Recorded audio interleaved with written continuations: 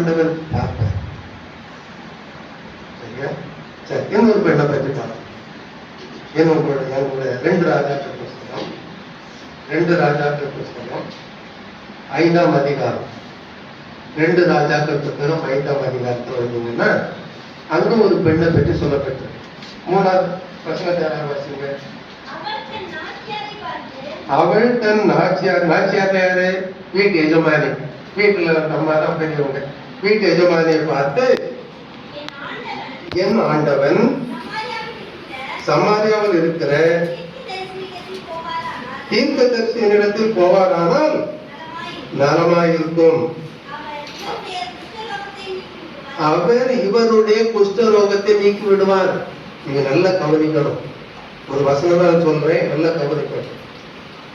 அவள், நீங்க அந்த முதல் 3 வசனத்தை வாசித்தீங்கன்னா இந்த பெண்ணை பற்றி வேற எதுவுமே தெரியாது.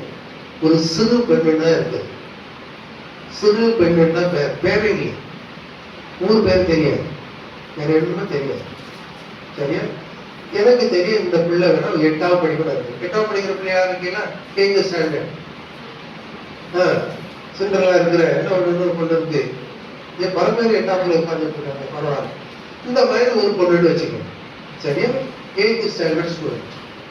இந்த பொண்ணு எங்க இந்த நீங்க சரித்திரத்தை வாசிங்க அப்படின்னா, இந்த சீரிய நாட்டு ராஜா இஸ்ரேல் நாட்டுல போய் படை எடுத்து ஒரு மாமந்தூர் மாதிரி ஒரு இடத்துக்கு வந்து படை எடுத்து வந்தாங்கன்னா எல்லாத்தையும் தரமட்டமாக்கி எல்லா வீடையும் இடிச்சு போட்டு ஆளுங்களை கொன்னுட்டு 1-2 பேர் புரஜனை பார்த்து அவங்களுக்கு கூட்டிட்டு போறதான். இப்படி கூட்டு போன பிள்ளைதான் யாரு? இந்த பொண்ணு. சரியா? இந்த பொண்ணு யார் வீட்டுல இருக்கிறா? யாருமே தெரியாத ஒரு வீட்டுல போய் உட்கார்ந்துருக்காங்க. அவங்க இந்த பொண்ணை வச்சு வேலை வாங்குறாங்க. கழுவணுமா, வீட்டை கூட்டணுமா, எதுக்கு எல்லாத்தையும் பயன்படுத்திட்டு. சரி, இந்த பிள்ளைக்கு இவரை பற்றி என்ன கஷ்டப்பதான் இந்த நாகமான் தான் கமாண்டர். இந்த நாகமானை பற்றி பார்க்கும் பொழுதுலாம், இவன் தானே எங்க அப்பா அம்மாலாம் கொண்டுட்டு என்ன கொண்டு வந்தான். அவரை பார்த்தாலே அவனுக்கு வந்து ஒரு கசப்பான ஒரு அனுபவம். ஆனால் அதான் சொல்லுவாங்க. ஆனால் 3வது வசனம் என்ன சொல்றது பாருங்க.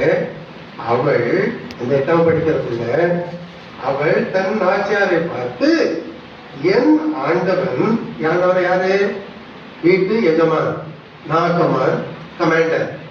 அவனை பார்த்து அவன்கிட்ட, என் ஆண்டவன் சமாரியாவில் இருக்கிற தீர்க்கதரிசிகளிடத்தில் போவாரானால், தீர்க்கதரிசி சமாரியாங்கிற இடத்துல உட்கார்ந்துட்டு இருக்கிறாரு, அவங்கிட்ட போவாரானால் இவருக்கு என்ன கிடைக்கும்? நலமாயிருக்கும். அவர் இவருடைய குஷ்டரோகத்தை நீக்கி விடுவார். இவருக்கு பெரிய பிரச்சனை இதுதான், குஷ்டரோகம். நாகமானுக்கு பெரிய பிரச்சனையே குஷ்டரோகத்துல கஷ்டப்படுறான். இவனுக்கு இது இப்ப எனக்கு இருக்கிற கேள்வி என்னன்னா, நல்லா கவனிங்க. இந்த சின்ன பொண்ணு சொன்னத அவன் எப்படி நம்ப முடிஞ்சது? இப்ப வந்து ஏதோ பக்கத்து தெருவுக்கு போகல, இன்னொரு நாட்டுக்கு போகணும், அங்க போய் இவரை பார்க்கணும் அப்படின்னு சொன்ன இந்த சின்ன பொண்ணு சொன்னதை நம்பி எப்படி போயிருப்பான்னு நினைக்கிறீங்க? யோசிச்சு பார்க்கணும். அப்படின்னா இந்த பொண்ணு அந்த வீட்டுல பொய் பேசாமல் உண்மை உத்தமமாய் ஒரு சிறந்த பிள்ளையாய் எதை செய்தாலும் சரியாய் செய்கிற ஒரு பிள்ளையாய் இருந்திருந்தால்தான் அந்த பிள்ளை சொல்றத நம்பி இருக்கும். இப்ப இந்த பிள்ளை எப்படி வளர்த்துருக்கிறாங்க, இந்த பிள்ளை விட்டுருக்காங்க. ஆண்டவர் சொல்றாரு, சத்துருக்களையும் சிநேகியுங்கள். இந்த பிள்ளைக்கு எப்படி சொல்லி கொடுத்துருப்பாங்க? தன்னுடைய குடும்பத்தை அழித்து தன் வீட்டை அழித்த ஒரு மனுஷனுக்கு இவள் வந்து நல்லதை செய்ய நினைக்கிறார். எப்படி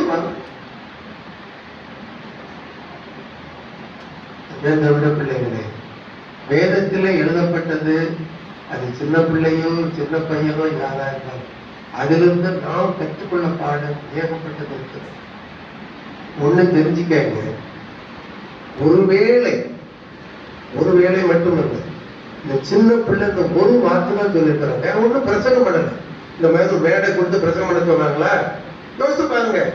அது ஒரு டீச்சர் மாதிரி 40 பிள்ளைகளுக்கு முன்னால என்ன அந்த பிள்ளைக்கு டீச் பண்ண சொல்லிருக்காங்களா? ஒரு நோ பிளாட்ஃபார்ம். அந்த பிள்ளை பேசுறதுக்கு ஒரு வாய்ப்பே கிடையாது. ஆனா ஆண்டவர் என்ன செய்யறார்? அந்த பிள்ளைக்கு கொடுக்கிற ஒரு சின்ன வேலையை அந்த பிள்ளை அந்த இடத்துல சொன்ன ஒரு வார்த்தை என்னது? என் ஆண்டவன் சமரியாவில் இருக்க தீர்க்கதரிசிக்கு போவாரானால் நலமாய் இருக்கும், அவர் இவருடைய குஷ்டரோகத்தை நீக்குவார் சொன்னார். இதை நம்பி என்னாச்சு தெரியுமா? நீங்க 17ஆம் வசனம் வாசிங்க. 5:17.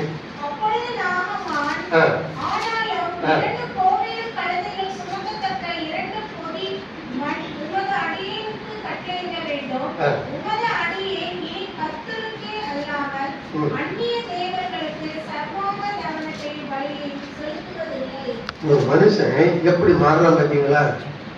அவனுக்கு குஷ்டரோகமும் போச்சது, சரியா? அவன் நலமாயிட்டான். அவன் என்ன சொல்றான்? இனி தீர்மானம், அதான் தீர்மானம். பக்தியில இருந்து வாசிக்க பாருங்க. உமது அடியேன் இனி கர்த்தருக்கே அல்லாமல் அந்நிய தேவர்களுக்கு சர்வாக தகனத்தையும் பணியையும் செலுத்துவது இல்லை. யாரால? எவன் இந்த முடிவுக்கு வர காரணம் என்ன? அந்த பிள்ளையுடைய ஒரு வார்த்தை.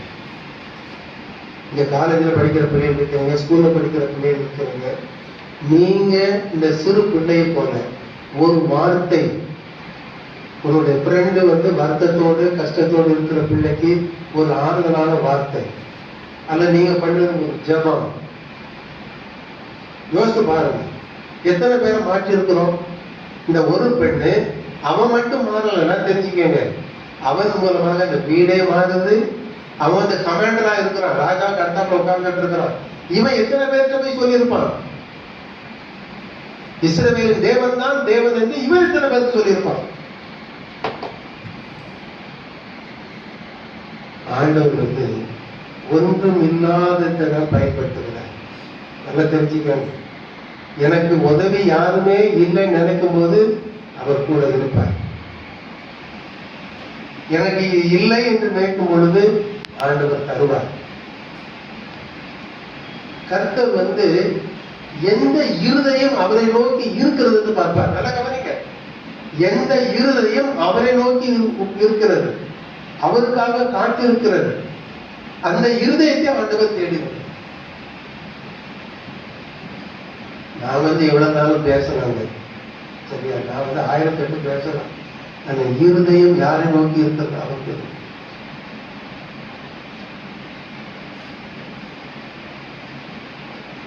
உங்களை ஆண்டவர் பயன்படுத்த வேண்டுமா? நீங்க டீச்சரா சில பேருக்கு இருக்கிறீங்க, அல்லது நீங்க ஆபீஸ்ல வேலை செய்ய, எங்க நீங்க இருந்தாலும் சரி, ஆண்டவர் உங்களை பயன்படுத்த முடியும். ஆண்டவர் ஆட்களை தேடுகிறார். இங்கே ஒரு பையன் இருக்கிறான், ஆண்டவர் தேடி கொண்டு வர்றார். இங்கே ஒரு பெண் ஆண்டவர் தேடி கொண்டு வருகிறார். நல்லா தெரிஞ்சுக்கங்க. ஒரு பெரிய செல்வந்தனை இன்னொரு செல்வனை ஆக்குறது ஒரு பெரிய காரியமே கிடையாது. ஒண்ணும் இல்லாத பிச்சைக்காரனா இருக்கிற பாருங்க, அவனை தூக்குறதா என்னது ஆண்டவருக்கு பிரியம். ஆண்டவருக்கு நெருக்கம் வர்றது மட்டும் இல்ல, ஆண்டவருக்கு. ஏன்னா அவன் தான் சொல்லிட்டு இருப்பான் கடைசி மட்டும், நான் ஒண்ணு இல்லாம இருந்தேன், ஆண்டவர் என்ன தூக்கி நிறுத்துறார் அவன் சொல்லுவான். தேவனுடைய பிள்ளைகளை ஒரு கருத்தை நான் கண்டிப்பா சொன்னேன். ஒருத்தர் சொல்றாரு, இதை பற்றி சொல்லப்படுது. She was the Bible to read for Naaman. இந்த வார்த்தை என்ன சொல்றதுன்னா, நாமானுக்கு ஆண்டவர் வெளிச்சத்தை அல்லது ஆண்டவரை பற்றி வாசிக்கப்பட்ட ஒரு வேதம் யாரு தெரியுமா? இந்த பெண். She was the Bible. அந்த பெண் நாகமான குடும்பத்திற்கு ஒரு வேதம், வேதாக புஸ்தகம். அவளை பார்த்தான் இவர் இவர்கள் எங்க இருந்தாலும் சரி, ஆரிய பைபிள், நீ ஒரு வேதாகமாக திகழ்கிறாயா? உன்னை பார்த்து இந்த சபைக்கு நான் போவேன் அப்படின்னு யாரு தீர்மானம் பண்ண முடியும்? உன் குடும்பத்தை பார்த்து, நீங்க கணவன் மனைவியாக பெற்றோர் பிள்ளைகளாக இருப்பதை பார்த்து எத்தனை பேர்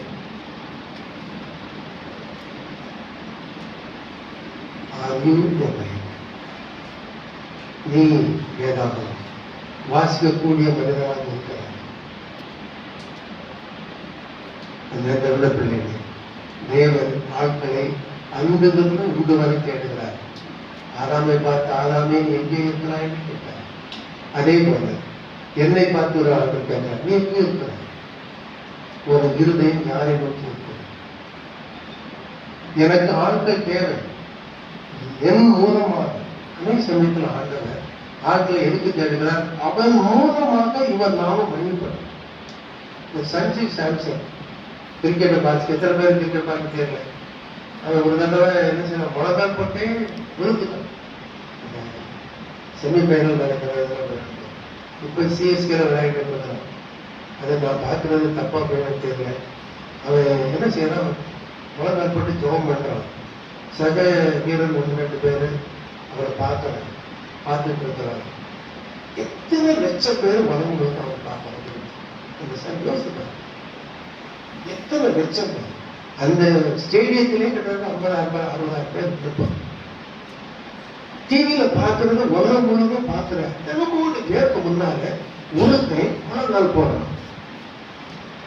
என்ன சாட்சி? இது சாட்சியாக இருக்கிறார். நீ எங்க இருந்தாலும் சரி, நீ 2 பேர்கிட்ட பேசிட்டு இருந்தாலும், அதாவது சொல்ற, when 2 people speak, one of you is a speaker. இல்லையா? நான் ஒருத்தர் இன்னொருத்தர் பேசிட்டு இருந்தாலும் பார்த்து பேசிட்டு வச்சுக்கல. இப்ப நான் பேசும்போது I am the speaker. அவரு பேசும்போது he is the speaker. அப்ப நீ பேசுகிறாய். எதை பேசுகிறாய்? யாரை பற்றி பேசுகிறாய்? இந்த பையன் ஆண்டு ஊழியத்தை செய்தார். இந்த பெண் பெரும் ஊழியத்தை செய்தார்.